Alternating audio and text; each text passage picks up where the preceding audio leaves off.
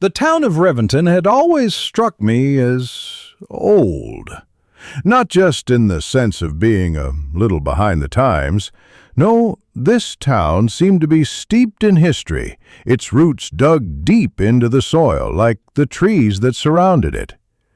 There was something strange about the air, too, as if it carried the weight of untold stories, secrets left to rot in the dark corners of its narrow streets. And those who lived here, they weren't like people in other towns. They didn't share their stories easily. I hadn't come here willingly. I was running away from something in my past that I couldn't escape. When you've lost everything, sometimes the only option is to disappear, to find a place where no one knows you, a place where the past can stay buried. That's why I came to Rivington. Back then, I never thought I'd end up here, running from the ghosts of a life I couldn't quite outrun. I remember the days before all this, before the war. We had no phones, no distractions, just dirt roads, radio songs on summer nights, and big dreams of what the world could be. I'd spend hours walking through those fields, my boots sinking into the soft earth, with her by my side. I kissed her under the old elm by Miller's Creek, swore I'd never leave. Funny how a moment can last forever, even when everything else fades. I left. I didn't want to, but I did. The war came, and youth slipped through my fingers like smoke. We never know when it's the last time, do we? The first few days in Rivington were quiet. The town itself wasn't large. The center was a collection of shops, a diner, and an old church that looked like it had been standing since before the town had been founded. I was in the process of finding my bearings when I met Maggie. She worked at the diner, with a kind of smile that was warm but also distant, like she was aware of something darker that hovered just beneath the surface. We struck up a conversation one afternoon, as you do when you're new to a place. I told her I was looking for a place to rent, and that's when she mentioned the house on Willow Lane. "Oh, you're looking for a place to stay?" she asked, her tone light but somehow laced with a note of caution. "There's an old house down on Willow Lane, cheap, very cheap." I had heard the name before. The locals didn't talk about it openly, but every time I asked, the answers were always the same: nervous smiles, awkward silences. The kind of responses that made your skin prickle. "The house on Willow Lane?" I asked, trying to sound casual. Maggie lowered her voice, glancing around as though to make sure no one could overhear. "People say it's haunted, or maybe cursed. It's hard to tell." I raised an eyebrow. "Cursed?" Maggie hesitated, and for a moment I saw a flicker of something. Fear, maybe? Or was it sadness?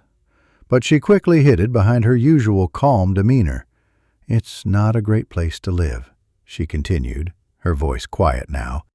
"No one stays there long. People who move in, they either leave suddenly or, well, they don't leave at all." I laughed it off, not believing a word. Small towns are known for their legends, right? The idea of a cursed house was exactly the kind of thing you'd hear in a town like this, where the buildings seem to have as much history as the people.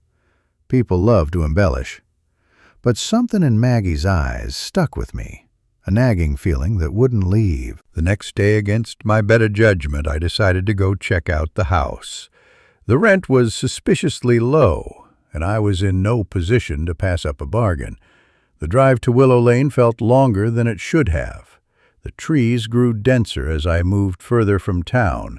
their gnarled limbs twisting like twisted fingers that seemed to reach out and pull me towards something I wasn't ready to face. I turned down a dirt road that narrowed the deeper I went, until finally I found myself at the foot of a house that was hidden in shadows. The house was large, its silhouette looming against the sky, but it was weathered and decaying, as though time itself had forgotten it. The windows were covered in grime, their panes cracked, and the porch sagged under the weight of years of neglect. The once white paint had long since peeled away, leaving the walls exposed to the elements, which had ravaged them. Even from a distance, I could tell there was something wrong about it. The air around the house felt heavy, as though it was pressing in on me, holding me in place.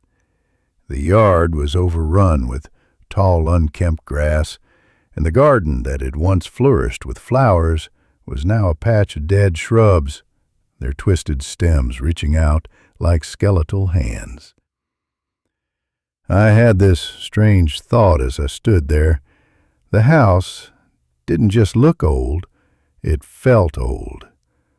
Old like the kind of memories that cling to a person even after they've moved on.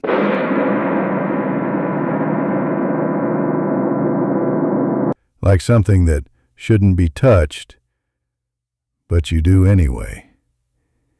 You make that one mistake, and it changes everything.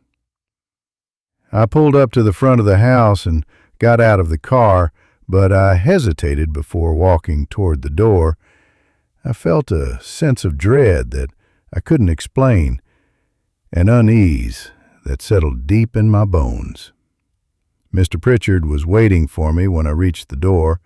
He looked just as strange as the house, tall and thin, with eyes that seemed too pale for his face. His voice was low, almost too soft, and when he spoke, there was an odd echo to it, like his words were bouncing off the walls of the house before reaching my ears.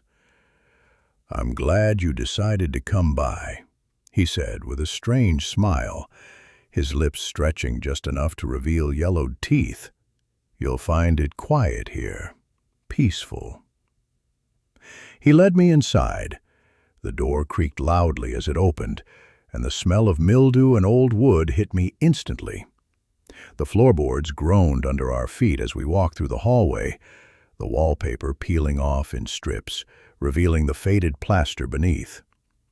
The furniture was covered in dusty white sheets, as though someone had simply abandoned the house in a hurry.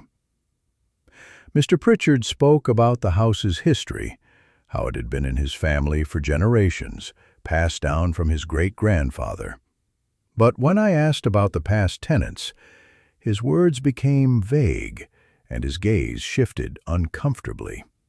He quickly changed the subject. "Some people just don't adjust to the quiet here," he said with a shrug.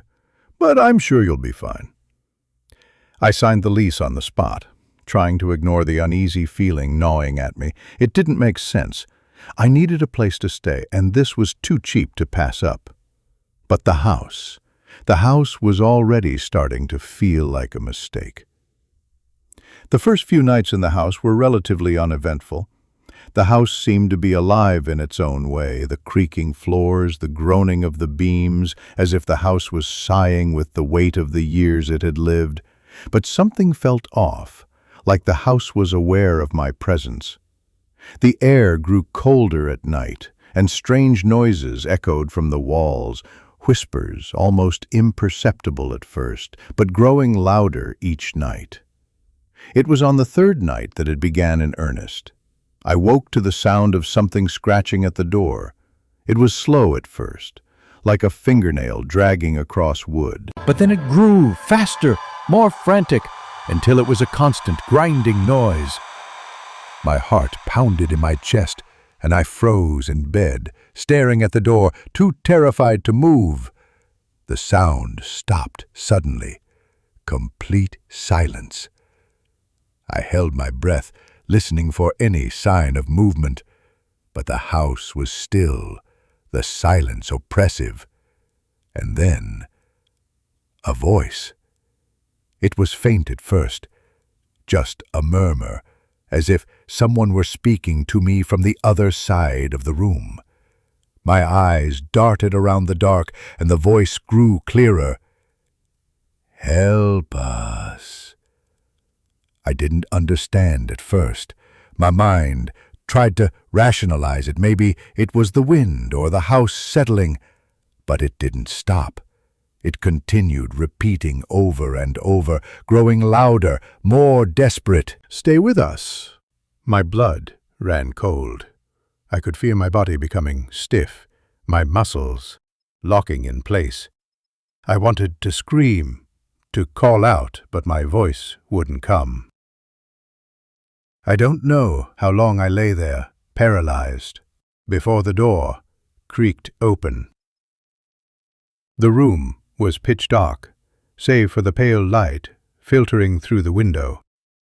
But in the doorway stood a figure, tall and thin, its face obscured by shadows. I tried to move, but I couldn't. My body refused to obey me. The figure stepped forward, its presence filling the room.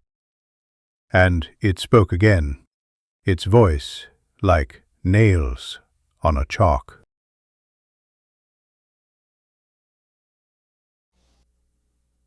You ever get the feeling that the world around you isn't exactly what it seems? That sometimes the walls, the floors, even the air, they're hiding something. Something watching. Something that's been there for far longer than you realize. Yeah, I didn't believe in that kind of thing. Not until I had no choice but to. It started a few years back, right after I left the city and found myself looking for a quieter life. I wanted something away from the noise, away from the constant chaos. Somewhere I could breathe without the pressure of being watched. So, I bought a little house out in the country. It wasn't much, just a small cottage on the outskirts of a town called Gray Hollow. The kind of place where everyone knew everyone else's business. That should have been my first warning. You see, people in towns like that, they don't trust outsiders. Not really. I remember the first time I laid eyes on the house. It was perfect.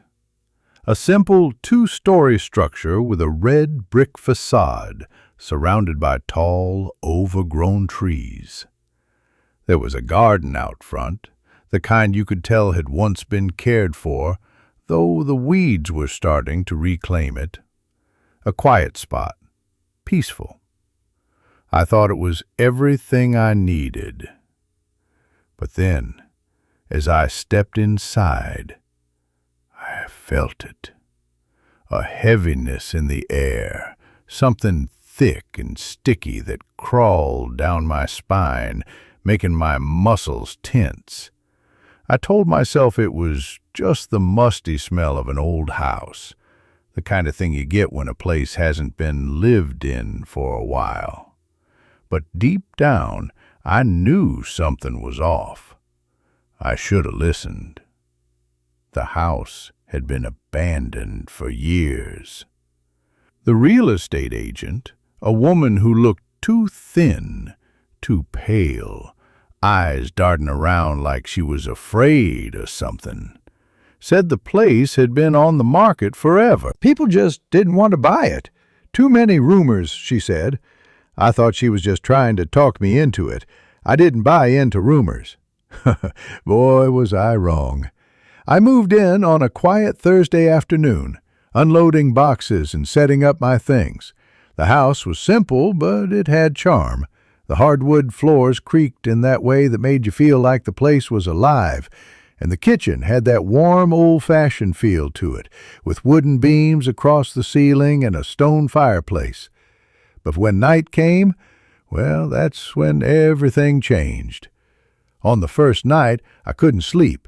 It wasn't the sounds of the house settling, which I expected. No, it was something else. I kept hearing scratching. At first it sounded like the pipes maybe, or the wind whistling through the cracks in the walls. But then it started to get louder, more frantic. Lay in bed, heart racing, trying to convince myself it was just the house. But then I heard something else, a soft whisper. At first I thought it was the wind again, but it was distinct. It was my name. Someone was whispering my name. And it wasn't just once. It was as if someone was calling me over and over, slowly in a voice that felt like it was right next to my ear. My breath caught in my chest. I didn't move. I couldn't.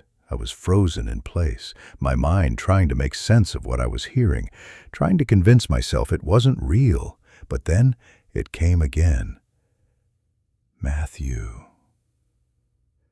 I don't know how long I lay there, maybe minutes, maybe hours. I finally mustered the strength to get up, but the moment my feet touched the cold floor, it stopped. The whispering, the scratching, silence. But as I stood there, my bare feet on the hardwood, I noticed something. A draft. It was coming from the floor. There was a small, almost imperceptible gap between the edge of the floorboards and the wall, as though they had shifted over time. I don't know why I did it, but I bent down and peered closer. That's when I saw it. Two small, pale eyes staring at me from beneath the floorboards. They blinked, and I froze. I didn't know what I was looking at. Some animal, maybe? But no, the eyes were too large, too human-like to be from any animal. They were wide, the pupils dilated, watching me with a sort of eerie patience, as if they knew I had seen them and were waiting for me to react. I backed away, my heart hammering in my chest. I stumbled to the bed, pulled the covers over my head, and tried to convince myself I was just tired. Yeah, sure, tired. That's all it was. The next morning, I went down to the kitchen, trying to shake off the fear.